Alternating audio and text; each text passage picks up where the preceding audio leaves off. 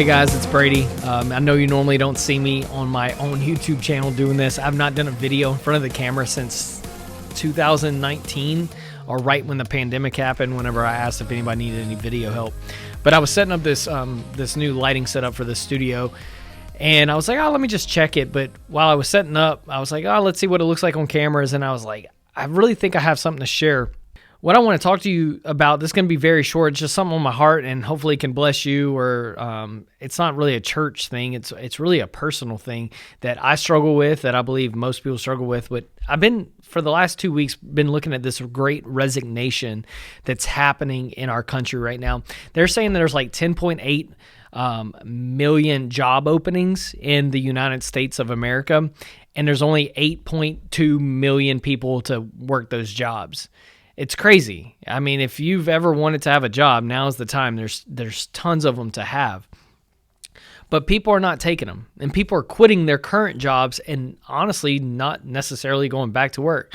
And we used to think, oh yeah, the unemployment benefits were crazy, but those kind of got shut down after Labor Day. So what's going on? They're saying right now, in a little research group I was looking at, 77% of Generation Z and 63% of millennials plan on leaving their career jobs in the next couple of months. That's crazy. And then if you are keeping your job, younger millennials and Generation Z, what they're saying is, instead of traditional benefits such as like raises and bonuses, they're actually asking for untraditional benefits such as unlimited vacation time, more paid time off to go volunteer at a charity or an organization of their choice where they can make a difference. See, I used to think people didn't want to work anymore because of, laziness or stuff like that, because that's my Southern roots. But I believe it's a little more than that. And even looking at my life, my grandfather, my mom's dad, he passed away a couple years ago. He was 101 years old. He had one job. After World War II, the Greatest Generation, he had one job. He worked for the city of Houston being a meter reader, and that's what he did. And his feeling of significance, which Dale Carnegie taught us, that the biggest need in everybody's life is to feel significant. Well, his feeling of significance was to bring home that paycheck and support his family. That was his significance. My dad only had 2 jobs. I mean, I'm not talking about like handiwork or little side hustles. I'm talking about career jobs. My dad only had 2. He worked for Gulf States, which later became Energy, and he worked for a company called Honeywell.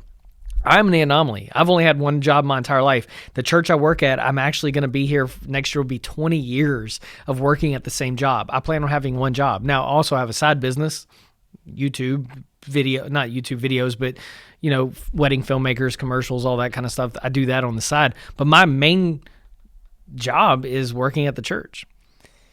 So it's very curious to me of why people are leaving. Here's what I believe. And again, this is, I wish I had somebody here to talk with us about, because I think it's a great conversation.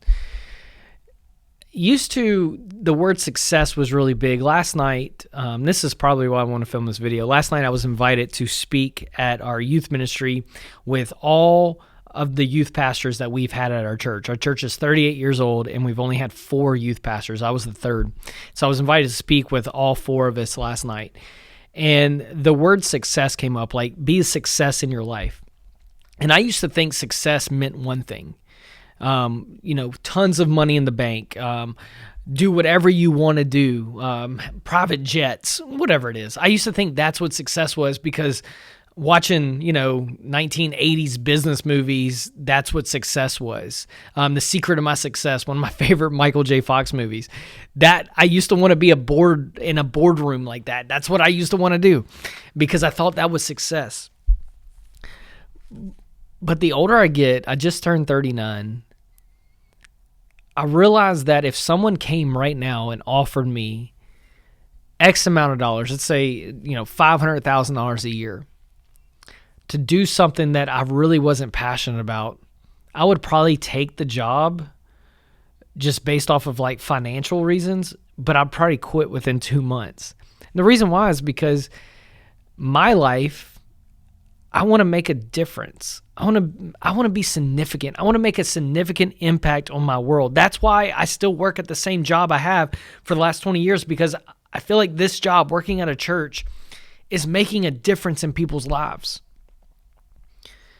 And I'm not saying you have to work for a charity or a 501c3, some type of nonprofit or a church. I'm not saying that. You can make a difference in whatever job that you have. My wife, I love my wife dearly. My wife is hands down doing exactly what she was created to do. And look, she leads worship at our church. She's a great mom, but let me tell you something. When she gets in that hospital, she's the labor and delivery nurse. She excels beyond any expectation, and she's making a difference. People remember her. She's requested. She gets phone calls. Why? Because she cares about people. And when she comes home and I hear about some of these patients, she's like, pray with me, or she'll send me a text during the day like, hey, pray for, and she doesn't mention any names, but she's just like, hey, pray for my patient today. They were abused, or this, that, and the other. And it's just like, it overwhelms me, the difference that she's making. It's not a paycheck.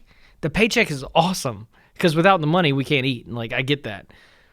But it's about making a significant impact. Martin Luther King Jr., I think hands down, is probably one of the top 3 orators, communicators that we've ever had on the planet.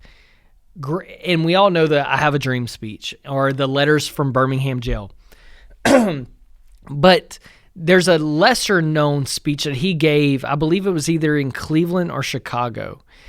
And he gave this speech about the one in Cleveland. He definitely said this: don't let somebody take away your somebodyness. Don't let anybody tell you that you're a nobody. I believe that applies right now. Just because you don't have something else that somebody does have doesn't mean you're not a somebody. You are a somebody. And then he later said, and I believe this is the Chicago speech, he said this: if you're a street sweeper, if you sweep the streets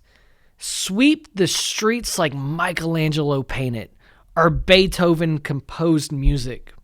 That way the host of heaven can look down and go, there stands the greatest street sweeper of them all. That's what I believe about our jobs. That's what I believe about our careers, is don't just do the job, make a difference, because you're here to leave a legacy. That's what we're here to do, to leave a legacy, to make an impact. How can you right now in your job make an impact? Because the Great Resignation, people leaving their jobs because they're not making an impact. So if you're a business owner and you're hearing this and you're hearing these statistics, we can either, get really upset and get mad and be like, people just need to work. Or we can go, how can we as a company change these people's lives? I have really great friends who own businesses. Very successful, significant businesses. I have friends who are world champion team ropers and rodeo people, calf ropers. One of my good friends, he's set in first place going into the national finals rodeo right now. I have friends who have won Olympic medals. I have some really talented friends, and I'm so grateful for them. But I'm more impressed not by their achievements or their so-called success.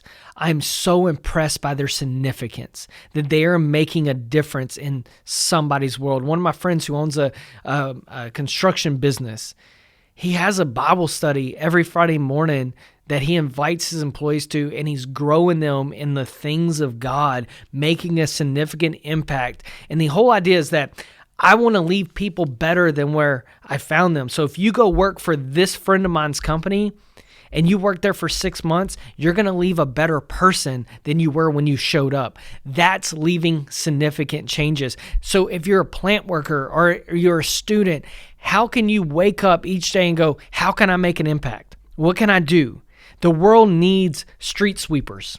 One of my favorite quotes from Caddyshack: the world needs ditch diggers too. I believe that. I believe that we need people to work at Burger King. We need people to work at McDonald's. We need people to work in the plants. We need people to change tires. We need labor force. We need tech jobs. We need all these things. But just because you're working a typical 7 a.m. to 5 p.m. job at a plant, mixing paint or whatever you may be doing, don't believe the lie that you can't make an impact. You can. You can make an impact right where you're at. How can you be significant right now? And as a business owner, hopefully you're listening to this and going, how can I have my employers feel like they're part of a bigger vision? If you can grasp that, not only will you have their hands, but now you have their heart. People don't give their life for a paycheck.